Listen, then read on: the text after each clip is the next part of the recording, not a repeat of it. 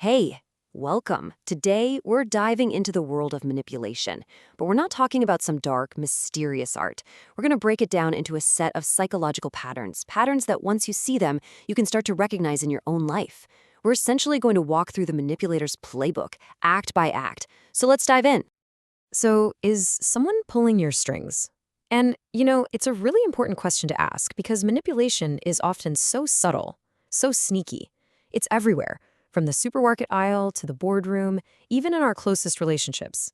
And the thing is, it works best when you don't even realize it's happening. And that right there, that's the whole key. The most effective manipulation is basically invisible.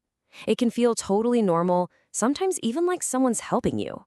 And that's exactly why building your awareness, learning to spot these techniques, is your absolute best line of defense. So, what we're going to do here is take a peek inside a manipulator's playbook. But let's be really clear. Our goal is not to teach you how to use these tactics. Instead, we're taking the game apart, piece by piece, so you can spot the players and protect yourself. This is all about empowerment. All right, Act 1. Every manipulative play starts somewhere, and it almost always starts with gaining your trust. It's all about creating this false sense of security, this fake connection, just to get you to lower your natural guard. One of the first tools they'll pull out of the bag is something called mirroring. This is the subtle, often subconscious imitation of someone's body language or speech. It works because on a deep level, when someone reflects our own behavior back at us, our brain goes, hey, this person is like me. They get me.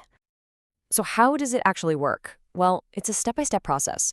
First, the manipulator just watches your posture, how you move your hands, your tone of voice. Then they'll subtly, and I mean subtly, start to copy one or two of those things. Over time, they might match your pace of speaking or your energy level until they've built this really comfortable space where you just feel totally safe to open up. Okay, I checked this out. Mirroring isn't the only game in town for building that initial trust. You've got love bombing on one side, just this overwhelming tidal wave of affection and compliments.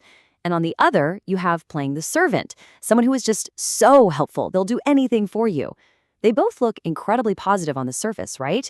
But look closer at the goals. They're both designed to make you dependent on them. Okay, so once that trust is in place, we move into Act 2.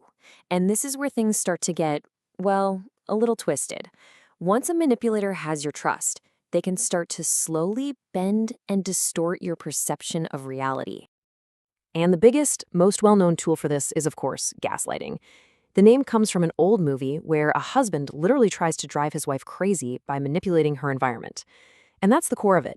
It's about planting these tiny seeds of doubt until you start to question your own memory, your own feelings, even your own sanity. And I bet some of these phrases are going to sound pretty familiar. You're just overreacting. That never happened. Why are you so sensitive? Every single one of these is a way of denying your reality. They're designed to make you think that what you feel and what you know is just wrong. And gaslighting often brings a friend to the party. Minimization. This is when they downplay something they did. They'll tell you it was no big deal, or you're making a mountain out of a molehill. It's another way to make your feelings seem invalid, and crucially, it lets them completely sidestep any responsibility. And if you do manage to call them out on something, get ready for a diversion. Have you ever been in an argument where you bring something up and all of a sudden you're debating something totally unrelated that happened 3 years ago? Yeah, that's a diversion. It's a slick move to change the subject and get the spotlight off their bad behavior. And that leads us right into the final act of this whole playbook, exploiting your emotions. So trust has been built, reality has been bent. Now the manipulator is perfectly positioned to use your own feelings against you to stay in control. You know this one. It's the classic guilt trip. This is all about making you feel guilty or responsible for their unhappiness. They'll play the victim, talk about all the things they've sacrificed for you or how much you've hurt them, all to pressure you into doing what they want. And then there's a really nasty one, playing on your insecurities. A good manipulator is a great listener, and they'll pinpoint your deepest fears and vulnerabilities. Then they'll use them, maybe with a backhanded compliment or a little jab, to chip away at your self-esteem and make you feel like you need their approval. What's really clever in a sneaky way is how manipulators can hijack the natural glitches in our brains, these things called cognitive biases. A huge one is anchoring.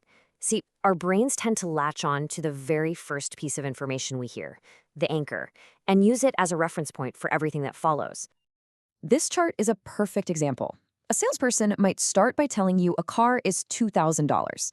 That's the anchor. Then they generously offer it to you for $1,200. Suddenly, $1,200 feels like an amazing deal. Your brain isn't thinking about the car's real value anymore. It's just comparing it to that first high number. That's anchoring in action. And then there's the scarcity principle. Our brains are just hardwired with this serious case of FOMO, fear of missing out. When we believe something is limited or rare, we automatically see it as more valuable. We just want it more because we're afraid we're going to lose our chance. Oh man, and once you see this, you'll see it everywhere, especially in marketing. Limited time offer, while supplies last, only 3 left in stock, collector's edition. It's all designed to create that urgent feeling, to get you to buy now and think later. Okay, so let's zoom out and put all these pieces together. We've walked through the manipulator's playbook, act by act, and the most important thing isn't to memorize every single definition, but to start recognizing the overall pattern of the game. So here it is, the basic pattern. Act 1, they gain your trust. Act 2, they start to bend your reality. And Act 3, they exploit your emotions. It's a progression. And once you can see that 3-act structure, the individual tactics start to lose their power. You're not just lost in the fog anymore. You can see the whole game board. And I really want to land on this point, because it's important. Understanding this stuff isn't about learning how to manipulate others. This knowledge is a shield, not a sword. It's a tool for awareness, for empathy, and for protecting yourself and the people you care about from being controlled. But there's one last twist here, and it's a big one. Self-manipulation. Sometimes we actually do the manipulator's work for them. We make excuses for their bad behavior because we want to believe they're a good person. We tell ourselves, oh, I'm just being too sensitive, or they didn't really mean it. That internal voice makes us so much more vulnerable. Which brings us to the final question, and it's one I want you to really think about. We've just spent all this time learning how to spot their game, but the real question is, can you spot your own? Can you recognize the ways you might be minimizing things, making excuses, or ignoring red flags inside your own head? Getting a handle on that, well, that's maybe the most powerful self-defense there is.